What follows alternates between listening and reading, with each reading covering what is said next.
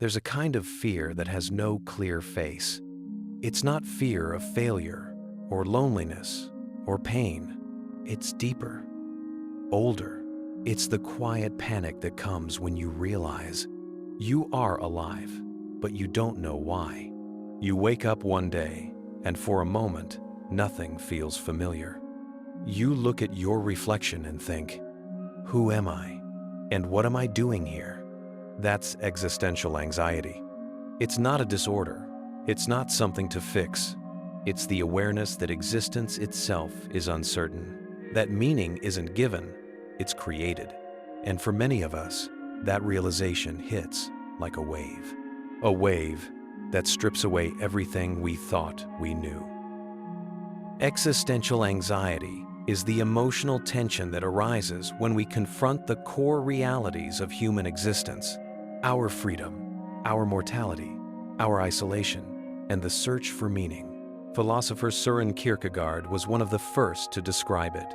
He called it angst, the dizziness of freedom. The moment you realize you can choose your life's path, and that every choice carries the weight of infinite possibilities. Freedom, he said, is both a blessing and a curse, because the same freedom that gives us power also gives us responsibility, and responsibility awakens fear. Jean-Paul Sartre would later echo this idea. He wrote, "Man is condemned to be free." Condemned because there is no blueprint for how to live, no script, no instructions, only choices, endless choices, and behind those choices, a void that never answers back. This is the root of existential anxiety, the confrontation between our desire for meaning and a world that offers none by default. Psychologist Irvin Yalom identified 4 ultimate concerns that give rise to existential anxiety. Death, the awareness that our existence is temporary. No matter how much we achieve, time will erase it all. This realization can either paralyze us or wake us up. Freedom, the realization that we are responsible for everything we choose. There's no one to blame, no fate to hide behind. And that kind of responsibility can feel unbearable. Isolation, even surrounded by people, we are ultimately alone in our consciousness. No one can fully enter our inner world. That gap between minds, that's where loneliness lives. Meaninglessness. When we realize that life doesn't come with inherent purpose, religion, culture, or success may offer temporary answers, but underneath, there's a silence that never quite disappears. These are not problems to solve, they are conditions of being human. And existential anxiety is the emotional echo of that realization. Most of the time, we don't notice it. We cover it up with busyness, entertainment, work, or relationships. We build what Sartre called bad faith, a way of pretending that we aren't free, that we aren't responsible, that life has a fixed purpose we just need to find. But eventually, something happens. A breakup, an illness, a loss, or just the quiet of an empty room. And the mask slips. We feel the rawness beneath, the groundlessness, the truth that nothing outside ourselves can give us lasting meaning. That's when many people experience what psychologists call an existential crisis. But it's not a crisis of destruction, it's a crisis of awakening. Because once the illusions fade, we're left with something terrifying but pure. The opportunity to create our own meaning. We live in an age that constantly distracts us from ourselves. Every notification, every algorithm, every endless scroll is a small escape from silence. But silence is where meaning begins. When we lose the ability to be still, we lose the ability to face our existence.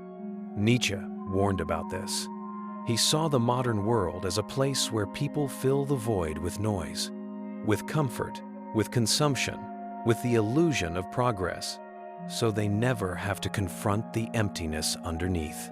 Today, existential anxiety hasn't disappeared. It's just been buried under dopamine. We mistake stimulation for purpose, achievement for meaning. And yet, when the screen goes dark, that quiet terror returns. The truth is, we've built a world that rewards distraction but punishes introspection. And so, millions of us walk around outwardly successful but inwardly hollow. When we can't handle the uncertainty of existence, we often fall into extremes. Some seek control through ideology, religion, or perfectionism. Others seek escape through addiction, pleasure, or nihilism. Both are attempts to silence the anxiety of freedom, but both lead to suffering. Nietzsche called this the danger of the herd mentality, the instinct to cling to ready-made meanings just to avoid thinking for ourselves. He urged us to do something radically difficult, to create meaning, even in the absence of God or certainty, to become what he called the Übermensch, not a superior person, but a self-created one, to stand in the chaos of existence and still say yes to life. Here's the paradox. Existential anxiety isn't a sign of something wrong. It's a sign of something real. It means you've stopped running. You've stopped hiding behind roles and expectations. You've started asking the questions that actually matter. What do I value? What do I want to create? What kind of human do I wish to be? Kierkegaard said that anxiety is the schoolmaster of selfhood. It teaches us who we are by showing us what we fear losing. If you feel existential anxiety, it means you are awake.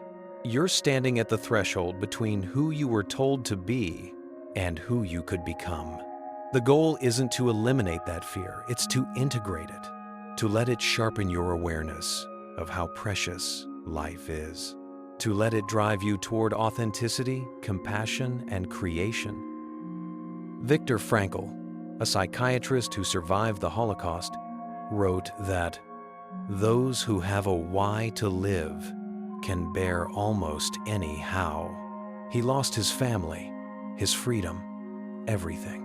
Yet he found meaning even in suffering. He discovered that we cannot control what happens to us, but we can always control our response. And in that choice lies our freedom. Meaning is not something we find, it's something we make. Through love, through responsibility, through creation, through the small moments of kindness and beauty that we bring into the world. Existential anxiety transforms when we stop asking, "What is the meaning of life?" and start asking, "How can I give meaning to this moment?" The Stoics faced the same questions centuries ago. Marcus Aurelius wrote in Meditations, "Do not act as if you were going to live 10,000 years. Death hangs over you. While you live, while it is in your power, be good." For the Stoics, the awareness of mortality wasn't a curse, it was fuel. Memento mori. Remember, you will die. To them, this was not depressing. It was liberating. Because once you remember life is finite, you stop wasting it on things that don't matter. You stop chasing perfection and start practicing virtue. You stop fearing endings and start valuing presence. In this way, Stoicism and Existentialism meet. Both teach that meaning doesn't come from the universe, it comes from us. Why do humans create art, philosophy, or science? Because we can't bear silence. We can't bear the blank page of existence without leaving something behind. Art is our rebellion against the void. It's how we say, "I was here, I felt, I thought, I existed." Every poem, every melody, every act of kindness is a small victory against nothingness. Existential anxiety and creativity are twins. The same sensitivity that makes life unbearable also makes it beautiful. Without that tension, there would be no art, no philosophy, no progress, no humanity. At some point, we stop fighting the void. We stop demanding that life explain itself, and we start living consciously, deliberately. We realize that the absence of meaning is not a tragedy. It's an invitation to participate in the creation of meaning, to love without guarantees, to act without certainty, to live without needing a cosmic reason. That's freedom, not the shallow freedom of doing whatever we want, but the deep freedom of choosing who we are. Existential anxiety doesn't disappear. It just changes shape. It becomes awe. It becomes gratitude. It becomes the pulse of being truly alive. Maybe we were never meant to find all the answers. Maybe the point of being human is to live inside the questions, to stand before the vastness of existence, and still say, I'm here. I don't know why, but I'll live fully anyway. Because perhaps the deepest form of courage is not to conquer fear, but to walk hand in hand with it. Existential anxiety isn't the enemy. It's the beginning of wisdom. It's the whisper that reminds us, you are finite, you are free, and your life is a question worth living.